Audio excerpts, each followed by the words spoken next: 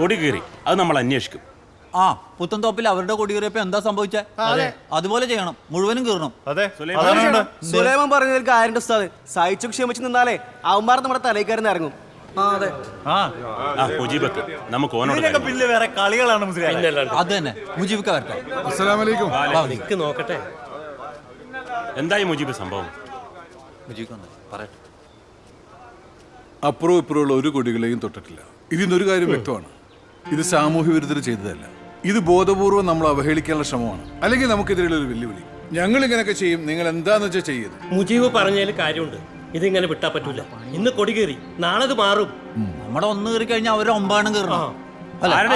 കീറുന്ന കാര്യം നിങ്ങൾ ഈ പറയുന്നത്? നിങ്ങളെ നിക്കറി കീറുന്ന കാര്യം ഉസ്താദൊന്നും മിണ്ടാണ്ടിരിക്കണ്ട.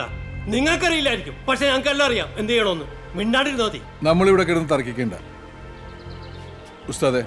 കേവലം ഒരു കൊടി കീറിയതല്ല ഇവിടുത്തെ പ്രശ്നം. നമ്മുടെ ആശയങ്ങൾക്കും വിശ്വാസങ്ങൾക്കും നേരെയുള്ള കടന്നുകയറ്റമാണിത്. ഇന്ന് പ്രതികരിച്ചില്ലെങ്കിൽ നാളെ എന്താ സംഭവിക്കുക പറയാൻ പറ്റില്ല. പള്ളി വേണ്ടെന്നും പറയുന്നത് കഴിക്കണമെന്നും വെച്ചാൽ ഉടനെ കൊടി തിരിച്ചു കീറണമെന്നല്ല ഞാൻ പറയുന്നത്. മുജീബ് നിങ്ങൾ എന്തായി പറയുന്നത്? ഇത് ഇത്ര വലിയ പ്രശ്നമാക്കേണ്ട വിഷയമല്ല. ഈ മുക്കുറിച്ചൻ പറഞ്ഞ അപ്പുറത്താണ് ഈ കയറി ചിന്തിക്കുന്നത്. അല്ല, ഇത്രയും വികാരങ്ങളുടെ ആവശ്യം എന്താ?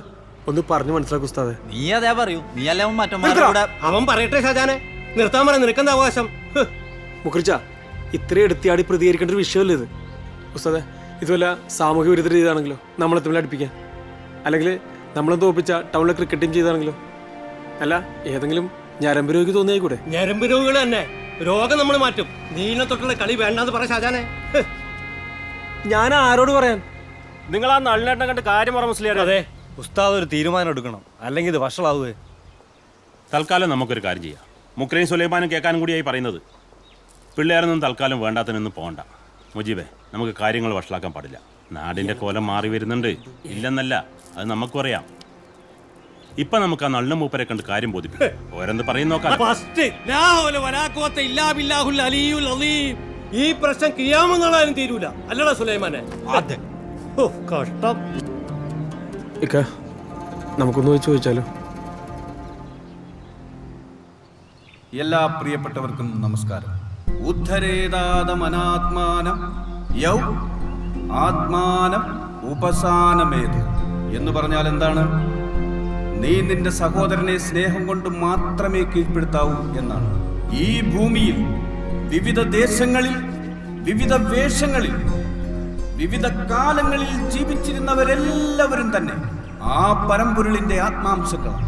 അപ്പോൾ തൊപ്പിയിട്ടവനും കുറിയിട്ടവനും കുരിശിട്ടവനും ദൈവത്തിന്റെ മുന്നിൽ രണ്ടല്ല, ഒന്നാണ്. നിന്റെ സഹോദരനെ നിറം കൊണ്ടും രൂപം കൊണ്ടും അല്ല അളക്കേണ്ടത്. ഗീത പറയുന്നത് എന്താണ്? മറ്റെന്തിന്റെ പേരിലായാലും നമ്മൾ തെറ്റിപ്പിരിയാൻ പാടില്ല.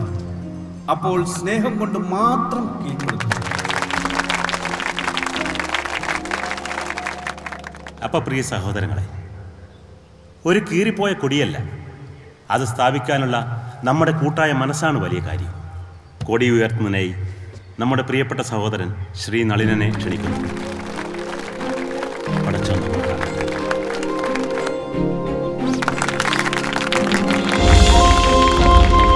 സ്നേഹമുള്ള സഹോദരീ സഹോദരന്മാർ, വിശ്വാസങ്ങൾ പലതായാലും നമ്മളെല്ലാം ഒന്നല്ലേ?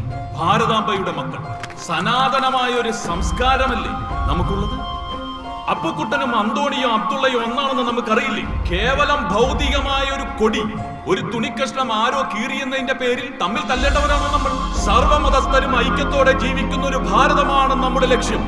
അത് തകർക്കാൻ നമ്മൾ ആരെയും അനുവദിക്കരുത്. ദൈവം പറയുന്നത് എന്താണ്? വിശക്കുന്നവനും കഷ്ടപ്പെടുന്നവനുമെല്ലാം നമ്മുടെ സഹോദരങ്ങളാണ്.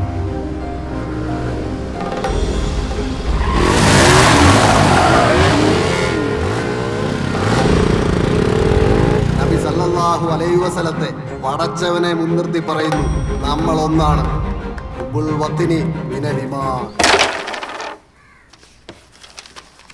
നമ്മൾ അവിടെ പോയി കാര്യങ്ങളൊക്കെ സംസാരിച്ച് കോംപ്രമൈസ് ആക്കി സ്നേഹത്തോടെ പിരിഞ്ഞല്ലേ?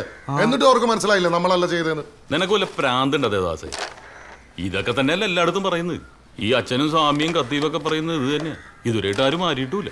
പിന്നെ ആർക്കെങ്കിലും തോന്നിയിട്ടുണ്ടെങ്കിൽ ഈ ചന്ദ്രനും ആ സുലൈമാനും മാത്രമേ ഉള്ളൂ. പൊട്ടന്മാർക്കല്ലാണ്ട് ആർക്ക് ബോധ്യപ്പെടാൻ? അതുകൊണ്ട് തന്നെ നമ്മുടെ കൊടിയുള്ള എല്ലാ സ്ഥലത്തും ഒരു ശ്രദ്ധ വേണം. ബേത്തൂരും 4-ാം മൈലിലും ഈ 2 പേര് വെച്ച് പോകണം. ഇവിടെ നമ്മുടെ മനോജും ചന്ദ്രനും നിൽക്കട്ടെ. അയ്യോ ഞാൻ നിൽക്കൂല, എനിക്ക് മഞ്ഞപ്പിത്തം വന്നല്ലേ, മഞ്ഞത്ത് നിൽക്കാൻ പാടില്ല. പിന്നെ വീട്ടിലെ അമ്മൂമ്മ ഒറ്റക്കല്ലേ. നീ നിൽക്കും. എന്നാ ഞാൻ ഒറ്റക്ക് നിൽക്കൂല, ഇവരോട് നിൽക്കാൻ പറ. അതുകൊണ്ടാ കോപ്പ ഞങ്ങൾ നിൽക്കാൻ പറഞ്ഞേ. കൂട്ടത്തിൽ വലിയ വർത്താനമുള്ളത്. ആ പോട്ടെ, മുരളി ഉണ്ടാവും. 3 സ്ഥലത്ത് നിന്നാ മതി. ബാക്കിയുള്ള സ്ഥലത്ത് മോഹൻജി ഏർപ്പാടാക്കിക്കോളൂ. എങ്കിൽ ശരി. നോക്കട്ടെ. കാണുന്നുണ്ട്. എന്താണ് ഇതിൽ 3-ാം മൈൽ കാണാൻ പറ്റുമോ? പിന്നെ അതിൽ കുത്തബ് മിനാറും താജ്മഹലും ഒക്കെ കാണാം. എടാ പോങ്ങ, ഇതിലെങ്ങനെയാടാ 3-ാം മൈൽ കാണുന്നേ? ഇനി കൊടിയൊന്നും ഒരുത്തരും തൊടുമെന്ന് തോന്നുന്നില്ല. ഇന്നെന്തൊരു പ്രസംഗമായിരുന്നു നമ്മുടെ നാട്ടിലെ സമ്മേളനത്തിന് എല്ലാവരും കൂടെ. ആ നളിനേട്ടനൊക്കെ ഉണ്ടല്ലോ, പുള്ളിയൊന്നും നമ്മളൊന്നും വിചാരിക്കുന്ന പോലല്ലോ കേട്ടോ. പുള്ളി എന്തൊക്കെ കാര്യങ്ങളാണെന്ന് പറഞ്ഞത്. നല്ല തങ്കപ്പെട്ട പൊന്നു പോലത്തെ മനുഷ്യൻ. പിന്നെ എന്തേ ആ പള്ളിയിലച്ഛൻ്റെ ഒക്കെ പ്രസംഗം കേൾക്കണമായിരുന്നു. എൻ്റെ പൊന്നു. പള്ളിയിലച്ഛൻ വിശന്നും താഴ്ചയും വരുന്നവരുടെ കാര്യമൊക്കെ പറയുന്നുണ്ടായിരുന്നു പുള്ളി. ആ പള്ളിമേടയിലോട്ട് ചെന്നാൽ മതി കിട്ടും. എടാ ഞാൻ ആ വയറിങ്ങിൻ്റെ ജോലിക്ക് ചെന്നപ്പോൾ ഇച്ചിരി തണുത്ത വെള്ളം ചോദിച്ചു എനിക്ക് കിണറ്റെന്ന് കോരി കുടിക്കാൻ പറഞ്ഞ ആളാണ്. ഇതിങ്ങോട്ട് വന്നേ, ഞാൻ ഒന്ന് കൊടുത്താൽ. അച്ഛൻ വേറെ ദൈവം വേറെ, ഇത്രേ ഉള്ളൂ. ഒന്നും കാണുന്നില്ല ഇവിടെ കാര്യമായിട്ട്. ഇങ്ങനത്തെ അന്ന് പൈസ പോരാട്ടങ്ങളുടെ യുദ്ധഭൂമിയാവുകയാണ് ചെമ്പരിക്ക ഗവൺമെന്റ് ഹൈസ്കൂൾ മൈതാനം. നവോദയ ചെമ്പരിക്ക പ്രത്യേകം സജ്ജമാക്കിയ ഫ്ലഡ് ലൈറ്റ് സ്റ്റേഡിയത്തിൽ കേരളത്തിന്റെ കരുത്തരായ 10 ടീമുകൾ ഏറ്റുമുട്ടുകയാണ്. വേഗം കൊണ്ട്, കരുത്തുകൊണ്ട്, തന്ത്രങ്ങൾ കൊണ്ട് എതിരാളികളെ കളത്തിന് പുറത്താക്കാൻ അവരെത്തും. ഉദ്ഘാടന മത്സരത്തിൽ KKC കണ്ണൂരുമായി ചെമ്പരിക്ക നവോദയയുടെ ചുണക്കുട്ടികൾ ഏറ്റുമുട്ടുകയാണ്. എത്ര നനച്ചിട്ടാലും തീപാറുന്ന മൈതാന മധ്യത്ത് നവോദയയുടെ കരുത്തനായ വാവ നയിക്കുന്ന കബഡി കളി കാണുവാൻ നിങ്ങളേവരെയും ക്ഷണിക്കും. നശിപ്പിച്ചു. നല്ല മജ്ജായിട്ട് വന്നതാണ്.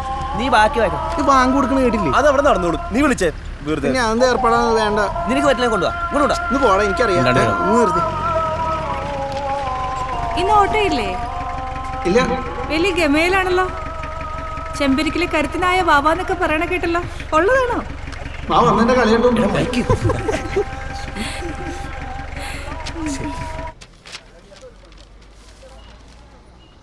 അദാനും ഉണ്ടായാലും അംബാനും ഉണ്ടായാലും നമുക്ക് എന്തായാലും ചോദിച്ചാ നമുക്ക് നമ്മുടെ കാര്യം നടക്കണം. അതെ ഷാജാനെ, അദാനെ പറ്റി പറയണ്ട കേട്ടോ.